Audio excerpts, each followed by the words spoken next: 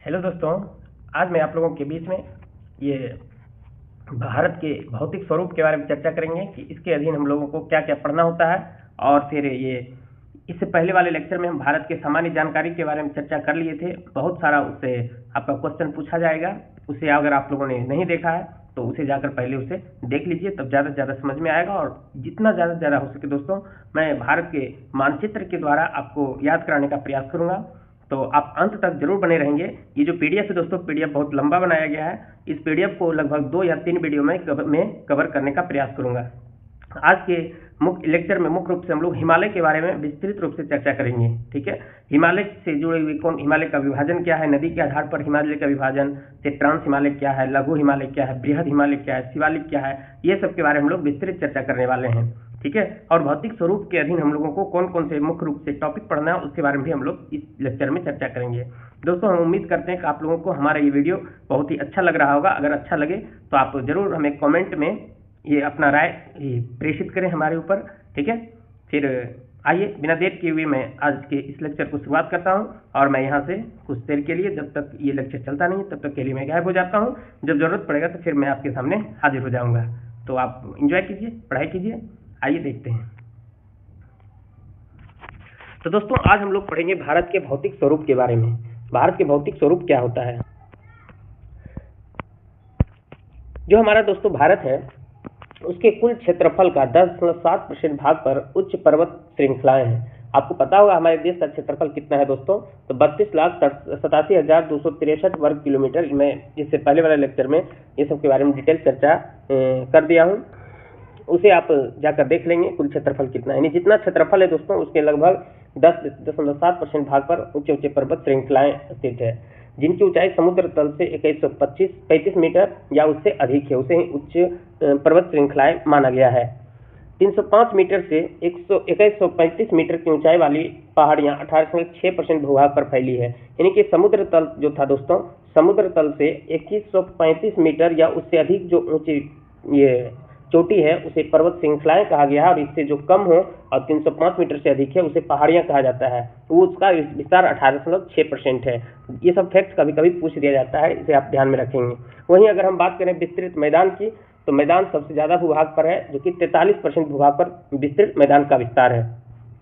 एक बार तीनों को देखने का प्रयास करें अगर, तो 10.7% पर ये पर्वत उच्च पर्वत श्रृंखलाएं हैं, जबकि 18.6% पर पहाड़ियां हैं और लगभग 43% पर विस्तृत मैदान है। यही तो देखे थे हम। तो हम उम्मीद करते हैं कि इसको आप लोग ध्यान में रखे होंगे। ठीक है, अब हम लोग चर्चा करते हैं कि भारत के 6 भौतिक भाग हमें पढ़ना है। भारत के अधीन कौन कौन से फिजिकल पार्ट पढ़ना है दोस्तों, 6 भौतिक पार्ट पढ़ना है ना। वही लिखा है, भौतिक रचना एवं धरातल के स्वरूप के अनुसार भारत को 6 भागों में बांटा गया है। कौन कौन सा भाग है दोस्तों, आइए हम लोग मानचित्र के माध्यम से देखने का प्रयास करते हैं। सबसे पहले हम लोग पढ़ेंगे इस लेक्चर में दोस्तों हिमालय पर्वत श्रृंखला के बारे में। जो ऊंचे ऊंचे पर्वत श्रृंखलाएं हैं, तो हिमालय पर्वत श्रृंखला के बारे में पढ़ेंगे। फिर इसी चैप्टर के अधीन हम लोगों को मैदानी क्षेत्र के बारे में पढ़ना पड़ेगा, उत्तरी मैदान क्या है, थोड़ा बड़ा मरुस्थलीय भाग के बारे में चर्चा करेंगे। प्रायद्वीपीय पाट क्या है उसके बारे में चर्चा करेंगे, प्रायद्वीपीय भाग के बारे में, प्रायद्वीपीय पठार। ठीक है, फिर हम लोग देखेंगे तटीय मैदान के बारे में, पूर्वी तटीय मैदान, पश्चिमी तटीय मैदान। फिर हम लोग दोस्तों देखेंगे कि द्वीप समूह के बारे में, अंडमान निकोबार के बारे में, लक्षद्वीप के बारे में, ये सब के बारे में चर्चाएं करेंगे। तो कौन कौन से भौतिक विभाजन के भौतिक विभाजन अर्थात भौतिक स्वरूप के अंतर्गत पढ़ेंगे। तो उत्तर के महान पर्वत श्रृंखला, महान उत्तरी मैदान या विशाल मैदान इसी को कहते हैं। तटीय मैदान के बारे में चर्चा करेंगे कि कोरोमंडल तट क्या होता है, आपका मालाबार तट क्या है, उत्तरी सरकार तट क्या है, प्रायद्वीपीय पठार, भारत के महान मरुस्थल, द्वीप समूह, सब हम लोग इसी चैप्टर के दौरान पढ़ेंगे। ठीक है, तो हम उम्मीद करते दोस्तों कि आपको ये मैप ज़्यादा से ज़्यादा समझ में आ रहा होगा। तो जो उत्तर की महान पर्वत श्रृंखला की बात कर रहा है, मुख्य रूप से हम लोग ये इसके बारे में चर्चा करेंगे, हिमालय पर्वत के बारे में। और इधर उत्तर पूर्वी ये क्षेत्र में जो आपका सेवन सिस्टर में कुछ पहाड़ियाँ हैं, अबोर, मिसमी, ये सब के बारे में चर्चा करेंगे। मैदान के अधीन हम लोग पढ़ेंगे ये गंगा का मैदान, सिंधु का मैदान, ये सब के बारे में चर्चा करेंगे। ठीक है, पठार के बारे में, मालवा का पठार क्या है, छोटा नागपुर का पठार क्या है, ये सब के बारे में चर्चा करेंगे। ठीक है, तो आइए एक बार फिर से मैं यहाँ देखने का प्रयास करता हूँ कौन कौन सा विभाजन हो गया। उत्तर पर्वतीय मैदान, विशाल मैदान, प्रायद्वीपीय पठार, मरुस्थलीय प्रदेश, समुद्र तटीय मैदान और द्वीप समूह, ये सब के बारे में चर्चा करेंगे। ठीक है, अब हम लोग हिमालय पर्वत के बारे में पढ़ने का प्रयास करते हैं। कहता भूविज्ञानिकों के अनुसार जहाँ आज हिमालय पर्वत है, वहाँ पहले टिथिस नामक उथला समुद्र था। टेथिस या तो टिथिस भी कहते हैं इसको, है ना। इसके बारे में डिटेल चर्चा हम लोग जब पढ़ेंगे हम लोग क्या चीज, ये वर्ल्ड ज्योग्राफी पढ़ेंगे, उसके अधीन करेंगे कि हिमालय का निर्माण कैसे हुआ था। बस इतना ध्यान रखेंगे, जहाँ पर आज हिमालय पर्वत है वहाँ पर टेथिस नामक उथला ये समुद्र था। पहले हिमालय से पहले टेथिस समुद्र था। हिमालय की उत्पत्ति के बारे में जो आधुनिक सिद्धांत दिया है, इनकी थ्योरी दी है, उस थ्योरी का नाम है प्लेट विवर्तनिकी का सिद्धांत। क्या है दोस्तों, प्लेट टेक्टोनिक थ्योरी या प्लेट विवर्तनिकी का सिद्धांत।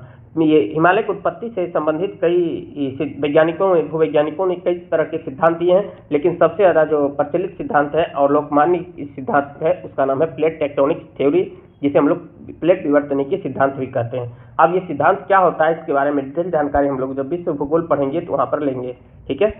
अब हिमालय की पर्वत श्रृंखला के बारे में कुछ फैक्ट है दोस्तों। कहता है प्रायद्वीपीय पठार की ओर यह उत्तल है। प्रायद्वीपीय पठार क्या है दोस्तों, अगर आप यहाँ से देखने का प्रयास करें तो ये जो इंडिया का थोड़ा सा कटा हुआ भाग है दोस्तों, ये इधर है प्रायद्वीपीय पठार। इधर से जब आप देखेंगे तो ये उठा हुआ जैसा दिखेगा, उठा हुआ प्रतीत होता है। कैसा प्रतीत होता है दोस्तों, ये उठा हुआ प्रतीत होता है, जिसका परावर्तक पृष्ठ उठा हुआ उसे उत्तल कहते हैं। ये उठा हुआ प्रतीत होता है। जबकि हम अगर बात करें तिब्बत की ओर से देखेंगे तो ये अवतल रूप से दिखेगा, ठीक है। ये पूछा जाता है कभी कभी क्वेश्चन कि प्रायद्वीपीय पठार की ओर से हिमालय पर्वत कैसा दिखता है, उत्तल, जबकि तिब्बत की ओर से देखेंगे तो धंसा हुआ दिखता है, यानी कि अवतल जैसा दिखता है, ठीक है। यहाँ पर अगर हम देखने का प्रयास करें इस मैप में तो ये हिमालय के विभाजन को दर्शाता है, हिमालय के विभाजन को दर्शाता है। हिमालय के विभाजन चार प्रकार से किया गया है। अगर हम उत्तर से दक्षिण की ओर की बात करें तो ये 4 प्रकार के होंगे। एक होता है ट्रांस हिमालय, दूसरा है आपका बृहद हिमालय। ये वाला जो पार्ट दिख रहा है दोस्तों, मैं हाईलाइट कर देता हूँ, ये वाला जो पार्ट दिख रहा है ये है ट्रांस हिमालय। वही हम दूसरे कलर का प्रयोग करके ये जो दिखा रहे हैं दोस्तों, ये वाला ये आपका महान हिमालय या फिर बृहद हिमालय कहते हैं, ठीक है। ये महान हिमालय या बृहद हिमालय कहते हैं। वही अगर हम बात करें दोस्तों, इस पार्ट को, ये वाला पार्ट जो नीचे वाला पार्ट दिख रहा है, ये वाला पार्ट, इसको कहते हैं हम लोग लघु हिमालय। इसे क्या कहते हैं दोस्तों, लघु हिमालय। ये था बृहद हिमालय और आपका ये जो पार्ट था ये है ट्रांस हिमालय, है ना। ट्रांस हिमालय को पार का हिमालय भी कहा जाता है, ठीक है। उसके बाद में अगर हम नीचे देखने का प्रयास करें दोस्तों तो ये जो सबसे इधर का प्रायद्वीपीय हिस्से की ओर देखें तो यह है शिवालिक। ये क्या है दोस्तों, शिवालिक, है ना, शिवालिक है। इसे हम लोग पाद हिमालय के नाम से भी जान सकते हैं, यानी कि इधर से हम लोग चढ़ने का प्रयास करते हैं, ठीक है। यानी भारत से अगर देखा जाए तो पहले कौन सा हिमालय दिखेगा, शिवालिक हिमालय, उसके बाद में लघु हिमालय, उसके बाद में बृहद हिमालय और उसके बाद में ट्रांस हिमालय। अब इसका विस्तार अगर कहें कि इसका विस्तार कहाँ कहाँ किया गया है, तो इसका विस्तार किया गया है दोस्तों जम्मू कश्मीर में है इसका विस्तार, हिमाचल प्रदेश में है, उत्तराखंड में है, नेपाल में है, सिक्किम में है, भूटान में है और आंध्र प्रदेश, ये अरुणाचल प्रदेश में है। अब आप कहेंगे सर कैसे आपने मैप के माध्यम से कैसे जानेंगे, तो दोस्तों सबसे पहला लेक्चर जो हमारा था उसमें हम लोग जो देश के विभिन्न राज्य का लोकेशन है उसके बारे में हम लोग चर्चा किए थे। तो ये जो टोटल भाग पहले था दोस्तों, ये टोटल जम्मू कश्मीर कहलाता था, लेकिन 2019 के बाद में इसे विभाजित किया गया और ये जो पार्ट है लद्दाख है और इधर वाला पार्ट जम्मू कश्मीर है। तो आप यहाँ पर एक चीज और इंक्लूड कर सकते हैं, जम्मू कश्मीर और लद्दाख भी आप इंक्लूड कर सकते हैं, ठीक है। तो जम्मू कश्मीर लद्दाख, उसके बाद में इसके नीचे में देखेंगे तो हिमाचल प्रदेश है, हिमाचल प्रदेश के बाद में उत्तराखंड है, वहां भी हिमालय का विस्तार है। फिर यहाँ पर ये जो गैप दिख रहा है दोस्तों, मैं दूसरे कलर का प्रयोग करने का प्रयास करता हूँ, रेड, यहाँ पर जो दिख रहा है दोस्तों ये नेपाल है। फिर ये जो चोटी जैसी दिख रही है ये सिक्किम है और फिर यहाँ पर जो फिर गैप दिख रहा है दोस्तों यहाँ पर भूटान है और ये जो घुमा हुआ पार्ट है दोस्तों ये आपका अरुणाचल प्रदेश है। तो ये सब राज्यों में, ये सब देश में हिमालय का विस्तार है, ठीक है। कहाँ कहाँ, जम्मू कश्मीर, लद्दाख भी आप इंक्लूड कर सकते हैं, हिमाचल प्रदेश, उत्तराखंड, नेपाल, सिक्किम, भूटान और आंध्र प्रदेश, ये सब जगह पर हमारे हिमालय का विस्तार है। अगर सबसे ऊंचे भाग की बात करें, सबसे ऊंचा भाग किस भाग का है, तो दोस्तों बृहद हिमालय का है, जिसे हिमाद्री के नाम से भी जानते हैं, ठीक है। इसे हिमाद्री के नाम से भी जानते हैं। क्वेश्चन पूछेगा कि हिमाद्री किसे कहा जाता है, आगे फैक्ट के रूप में हम चर्चा करेंगे।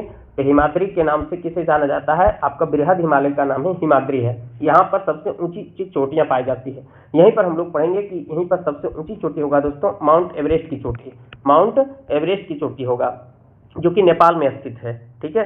वहीं हिमनद की बात करें दोस्तों तो कौन कौन सा हिमनद है, गंगोत्री, यमुनोत्री, जेमू, ये सब हिमनद है, ठीक है। तो आइए अब हम लोग आगे चर्चा करते हैं। ये स्पेशल बृहद हिमालय को ही दर्शाया गया है। उत्तर के पर्वतीय क्षेत्र, यानी उत्तर के पर्वतीय क्षेत्र को चार प्रमुख समानांतर श्रेणियां हैं, जैसा कि अभी आप लोगों को बताए थे। पार हिमालय यानी कि जो चीन की ओर है, तिब्बत की ओर है दोस्तों, उसका नाम क्या है दोस्तों? ट्रांस हिमालय। उसका नाम क्या है दोस्तों? ट्रांस हिमालय है। इसके अंतर्गत कौन कौन से पर्वत श्रृंखलाएं आती है? काराकोरम, लद्दाख और जस्कर आदि पर्वत श्रृंखलाएं आती है। इन्हें मुख्य रूप से क्वेश्चन पूछेगा कि काराकोरम किस हिमालय की पर्वत श्रृंखलाएं है? तो ट्रांस हिमालय की है ना। ट्रांस हिमालय की पर्वत श्रृंखलाएं कौन कौन है दोस्तों? काराकोरम, लद्दाख और जस्कर। कौन कौन है? ध्यान रखिएगा, काराकोरम, लद्दाख और जस्कर। ये किसकी पर्वत श्रृंखलाएं हैं? तो ट्रांस हिमालय की पर्वत श्रृंखला है। इसे आप ध्यान में रखेंगे दोस्तों, ठीक है। काराकोरम की ये एक चोटी है दोस्तों, जिसका नाम है केटू, या इसी को गॉडविन ऑस्टिन के नाम से जाना जाता है, जो कि पूरे विश्व का दूसरा सबसे ऊंची चोटी है। जबकि सबसे ऊंची चोटी आपका एवरेस्ट की चोटी है, जो नेपाल में स्थित है, ठीक है। तो वही यहाँ पर लिखता है कि केटू या गॉडविन ऑस्टिन 8611 मीटर, जो काराकोरम की सर्वोच्च चोटी है। ये तो अभी तुरंत हम चर्चा कर ही दिए थे। केटू या गॉडविन ऑस्टिन किसका सबसे ऊंची चोटी है दोस्तों? काराकोरम की सबसे ऊंची चोटी है। और भारत की सबसे ऊंची चोटी है, कहेगा भारत की सबसे ऊंची चोटी, तब हो जाएगा आपका केटू या गॉडविन ऑस्टिन, या 8611 मीटर की ऊंचाई है, ठीक है। लेकिन ये जो दोस्तों केटू है, ये पीओके के भाग में स्थित है। लेकिन क्वेश्चन पूछेगा भारत में स्थित सबसे ऊंची चोटी, तब हो जाएगा इसका आंसर कंचनजंगा। इसे आप ध्यान रखेंगे दोस्तों, कंचनजंगा, जो कि सिक्किम में है। इसे भी आप ध्यान रखेंगे, अभी आगे जब कॉन्सेप्ट आएगा वहां पर क्लियर करने का मैं प्रयास करूंगा, ठीक है।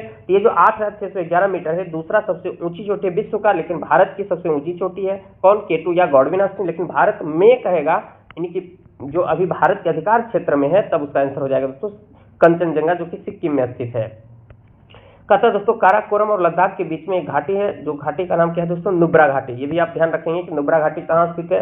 काराकोरम लद्दाख के बीच में नुब्रा घाटी स्थित है, ठीक है। घाटी किसको कहते हैं दोस्तों? दो ऊंचे ऊंचे पर्वत श्रृंखलाओं के बीच के क्षेत्र को क्या कहते हैं हम लोग? घाटी कहते हैं। तो ये काराकोरम हो गया, ये लद्दाख हो गया। इसके बीच में कौन सी घाटी है दोस्तों? नुब्रा घाटी है। इसे आप ध्यान रखिएगा, जो किसके लिए प्रसिद्ध है दोस्तों? तो बैक्टीरियन ऊंट के लिए और अपने मठों के लिए प्रसिद्ध है। ये भी ध्यान रखिएगा, नुब्रा घाटी किसके लिए प्रसिद्ध है? बैक्टीरियन ऊंट और मठ के लिए प्रसिद्ध है। अब दूसरा देखते हैं हम लोग कश्मीर हिमालय, लद्दाख हिमालय, कश्मीर हिमालय। ये सब पार्ट जो है दोस्तों, सब आपका ये ट्रांस हिमालय का ही पार्ट है, ठीक है। ये यहाँ पर कहता है करेवा के लिए प्रसिद्ध है, जहाँ की जाफरान या केसर की खेती की जाती है। बहुत इंपॉर्टेंट है दोस्तों कि भारत का एकमात्र राज्य जहाँ पर की केसर की खेती की जाती है, तो हो जाएगा आपका कश्मीर, यानी जम्मू कश्मीर, ठीक है। वहाँ किस मिट्टी में? करेवा मिट्टी भी आप ध्यान रखेंगे, ठीक है। करेवा चिकनी मिट्टी एवं हिमोट के निक्षेप की मोटी परत होती है ना। जफरान, जिसे जफरान या केसर भी कहते हैं, इसके लिए प्रसिद्ध है कश्मीर हिमालय। फिर इसी में ट्रांस हिमालय के भी कुछ दर्रे हैं दोस्तों, जो जिला दर्रा, बनिहाल दर्रा, फातुला दर्रा और खारदुंगला दर्रा, ये सब ट्रांस हिमालय में ही दर्रा पाया जाता है, ट्रांस हिमालय में ही, ठीक है। तो ये बृहत हिमालय में, अच्छा माफ करेंगे दोस्तों, ये जो दर्रा दिया गया है दोस्तों, पूरे हिमालय का दर्रा दिया गया है। बृहत हिमालय में जो जिला दर्रा है, पीर पंजाल बनिहाल दर्रा, जस्कर में फतुला दर्रा, लद्दाख में खारदुंगला दर्रा है, ठीक है। फिर प्रमुख झील की बात करें दोस्तों, तो मीठे जल की झील कौन कौन है? डल झील और बुलर झील। ये दोनों दोस्तों जम्मू कश्मीर में स्थित है।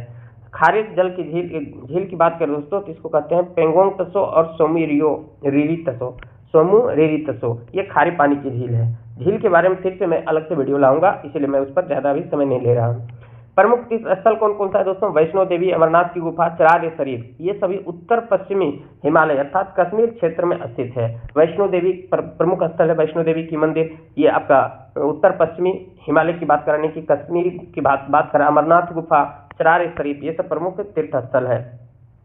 तो पहला हमने देख लिया दोस्तों ट्रांस हिमालय। ट्रांस हिमालय में क्या क्या विशेषताएं था उसे हमने अभी चर्चा किया। दर्रा पाया जाता है, वहां पर घाटी है, काराकोरम लद्दाख के विषय नुब्रा घाटी है, ये सब बारे में चर्चा किए थे हम। अब हम लोग बृहत हिमालय या हिमाद्री के बारे में चर्चा करते हैं। इसी का नाम दोस्तों महान हिमालय भी है।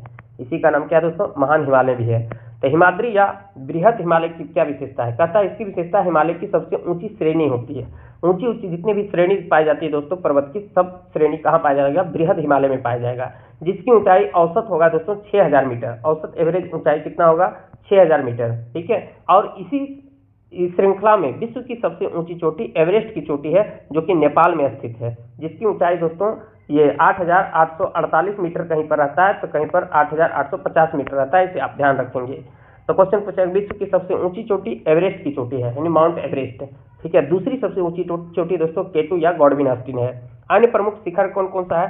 कंचनजंगा है, नंगा पर्वत है, नंदा देवी है, कामेत है, नामचा वर्मा है, ये सब है, ठीक है।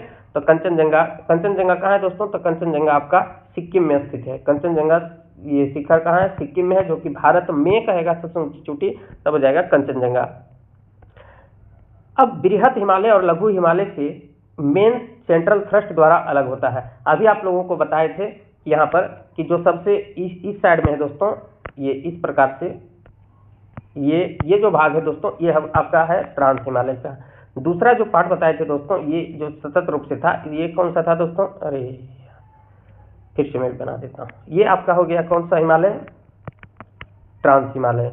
दूसरा अगर हम बात करें दोस्तों, ये जो चल रहा है, ये आपका हो गया बृहद हिमालय।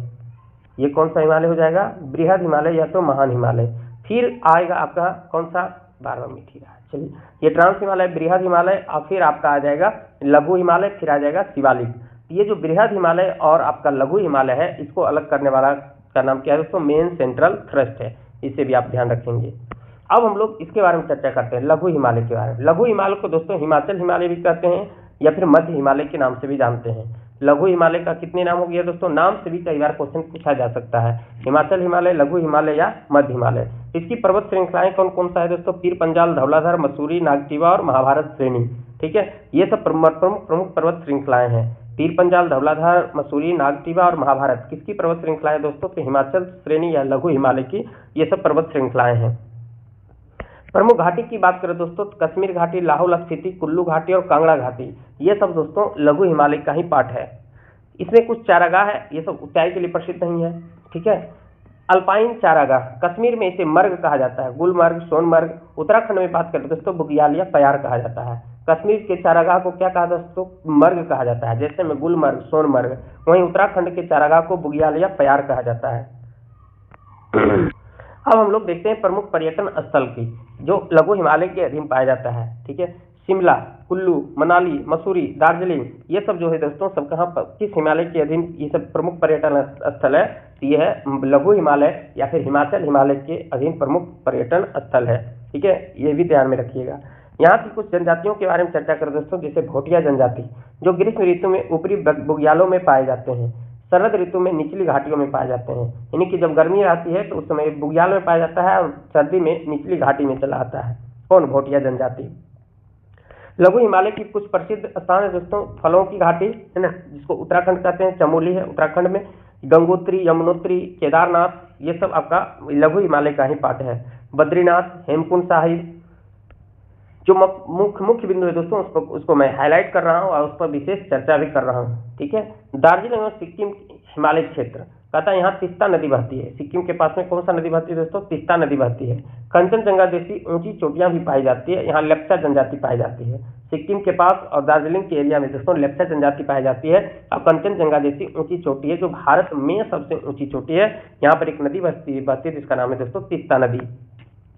इसकी प्राकृतिक विशेषताएं क्या क्या है दोस्तों? इसकी प्राकृतिक विशेषताएं हैं आपका मध्यम ढाल हो, गहरी एवं जीवाश्म युक्त मिट्टी है, संपूर्ण वर्षा होती है, मंद शीत ऋतु होती है, ठंडी की आवाज होती रहती है। कहते हैं इन अनुकूल परिस्थितियों के लिए अंग्रेजों ने यहाँ चाय बागान स्थापित किया था। कहाँ? कश्मीर के एरिया में, दार्जिलिंग के एरिया में। अभी भी दोस्तों की सबसे अगर प्रसिद्ध चाय की बात करेंगे तो दार्जिलिंग की चाय प्रसिद्ध होती है। ठीक है, यहाँ पर फिर से आप लोगों के बीच में ये दिखाने का प्रयास किया गया है दोस्तों।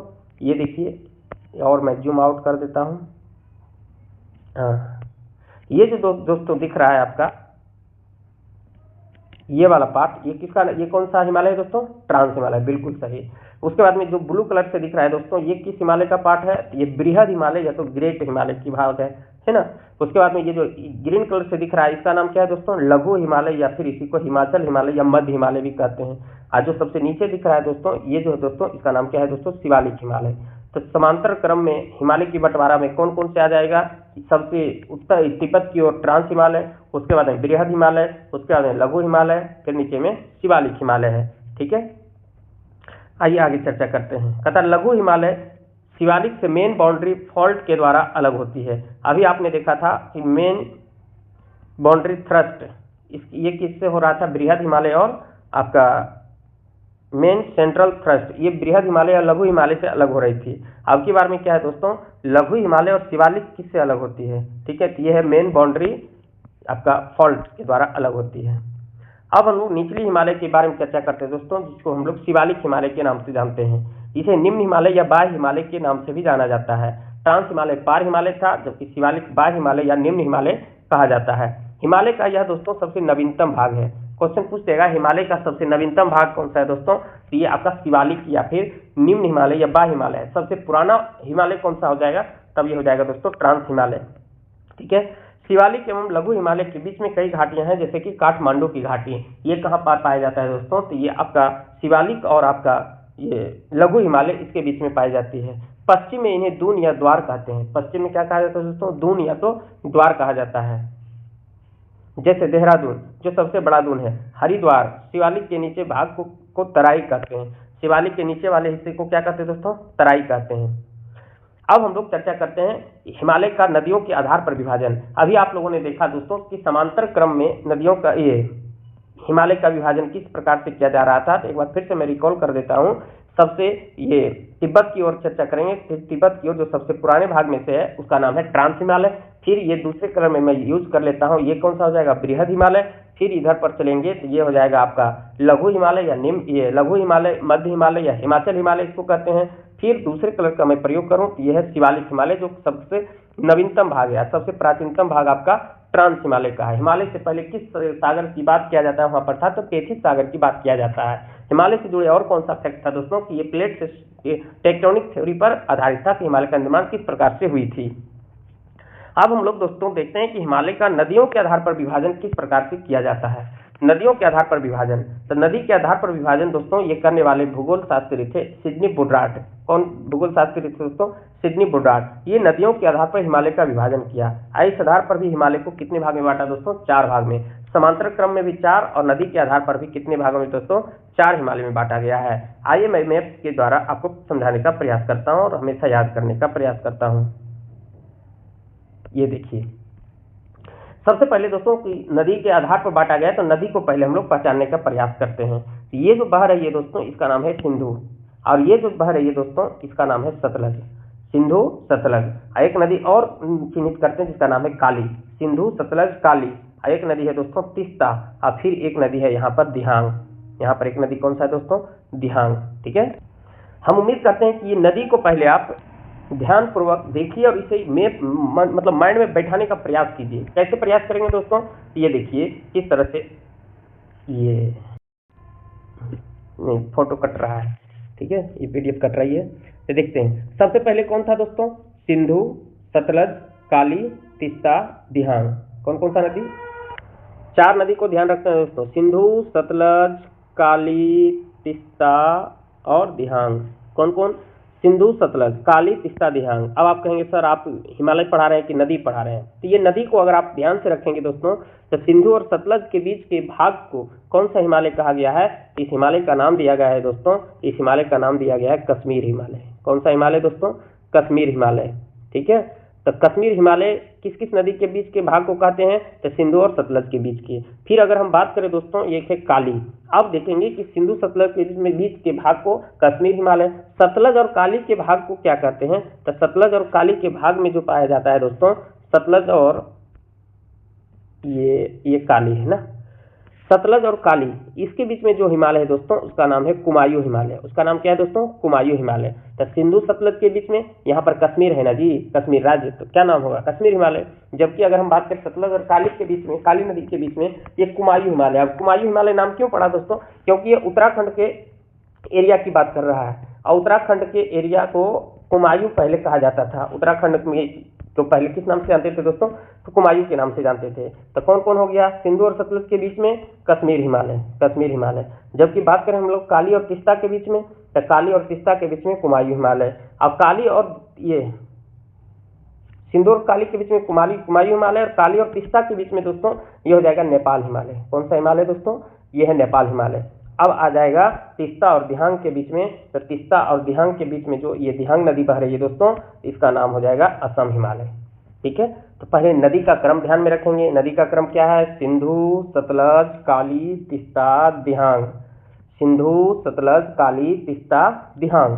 अब जानते हैं सिंधु और सतलज के बीच में कश्मीर हिमालय, क्योंकि यहाँ पर कश्मीर प्रमुख राज्य है। वहीं हम बात करें दोस्तों सतलज और काली के बीच में कुमायूं हिमालय, और वहीं हम बात करें अगर ये काली और तीस्ता के बीच में तो ये नेपाल हिमालय, क्योंकि यहाँ पर प्रमुख एरिया कौन सा किसका है, नेपाल का है। वहीं हम बात करें अगर तीस्ता और दिहांग के बीच में तो यहाँ पर प्रमुख राज्य असम है, यहाँ पर असम हिमालय। ठीक है, तो हम उम्मीद करते हैं दोस्तों ये चारों नदी को आपने चारों हिमालय का नाम देख लिया होगा, किस किस नदी के बीच में कौन सा है ये भी आपने देखने का प्रयास किया। ये जो विभाजन करने वाले व्यक्ति का नाम क्या है दोस्तों, सिडनी ब्रोडार्ड है। तो पंजाब हिमालय भी इसे कहा जाता है या कश्मीर हिमालय भी कहा जाता है, जिसकी जो कितने मीटर चौड़ा है दोस्तों, 560 किलोमीटर चौड़ा है। किसके किस बीच में, सिंधु और सतलज नदी के बीच में। कुमायूं हिमालय 320 किलोमीटर चौड़ी है, ये कहाँ है दोस्तों, सतलज और काली नदी के बीच में है। नेपाल हिमालय दोस्तों काली नदी और तीस्ता नदी के बीच में है, जिसकी चौड़ाई 800 किलोमीटर है। असम हिमालय 720 किलोमीटर है, तीस्ता नदी और दिहांग नदी। अगर हम लोग चौड़ाई की बात करें दोस्तों तो सबसे ज्यादा चौड़ी कौन सा हो जाएगा आपका, नेपाल हिमालय हो जाएगा, जो कि काली नदी और तीस्ता नदी के बीच में है। ठीक है दोस्तों, हम उम्मीद करते हैं कि आपको ये जो विभाजन आपको पढ़ाया ये आपको समझ में आ गया होगा। कश्मीर हिमालय की प्रमुख तीर्थस्थल के बारे में चर्चा अगर करने का प्रयास करें दोस्तों तो कहता है यहाँ पे वैष्णो देवी का मंदिर, अमरनाथ गुफा, चरार शरीफ, ये सबको बताया दिए मुस्लिम तीर्थस्थल, ये ध्यान रखेंगे। कुमायूं हिमालय मुख्य रूप से उत्तराखंड राज्य में स्थित है। मुख्य रूप से कुमायूं हिमालय कहाँ स्थित है, उत्तराखंड में। देखते होंगे सुनते हो कुमायूं रेजिमेंट भी आपका सेना में पाया जाता है। प्रमुख चोटियां कौन कौन सा है कुमायूं हिमालय का, नंदा देवी, कामेर, त्रिशूल, बद्रीनाथ, केदारनाथ, बंदरपूछ, फूलों की घाटी, दून एवं द्वार घाटी भी इसी के अंतर्गत आता है। ठीक है, नेपाल हिमालय की विशेषता की बात करें तो हिमालय की सबसे ऊंची चोटी इसी भाग में आती है, जो कि क्या नाम है दोस्तों आपका, एवरेस्ट की चोटी। पश्चिम से पूर्व क्रम भी बताया गया है, धौलागिरी, अन्नपूर्णा, एवरेस्ट, मकालू और कंचनजंगा। इन्हीं सबसे पश्चिम में धौलागिरी, फिर अन्नपूर्णा, फिर एवरेस्ट, फिर मकालू और सबसे पूर्व में कंचनजंगा। यानी कहाँ तक बात है, सिक्किम तक है, क्योंकि यहीं पर तीस्ता नदी बहती है। तीस्ता और दिहांग के बीच में तो असम हो जाएगा।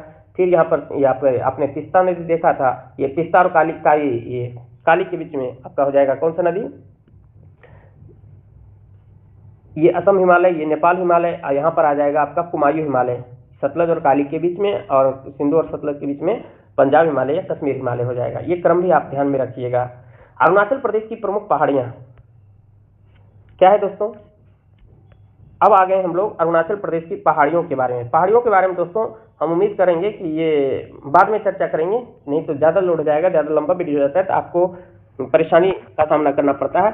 और अगर परेशान नहीं होते हैं तो अगर लगता है कि सीरियल रूप से अगर पढ़ तो अच्छा लगे तो आप हमें कमेंट बॉक्स में लिख कर बताएंगे कि सर अगर लंबा वीडियो भी हो जाए तो कोई समस्या नहीं है, तो मैं लंबा वीडियो करके जो टॉपिक समझने योग्य होगा एक बार में उसे मैं समझाने का प्रयास करूंगा। ठीक है, तो हम उम्मीद करते हैं कि आपको ये हिमालय की पहाड़ियों के बारे में, जो हिमालय जैसे पर्वतों के बारे में, पहाड़ी नहीं है, ऊंचे ऊंचे पर्वत है, पर्वत और पहाड़ी में अंतर होता है दोस्तों।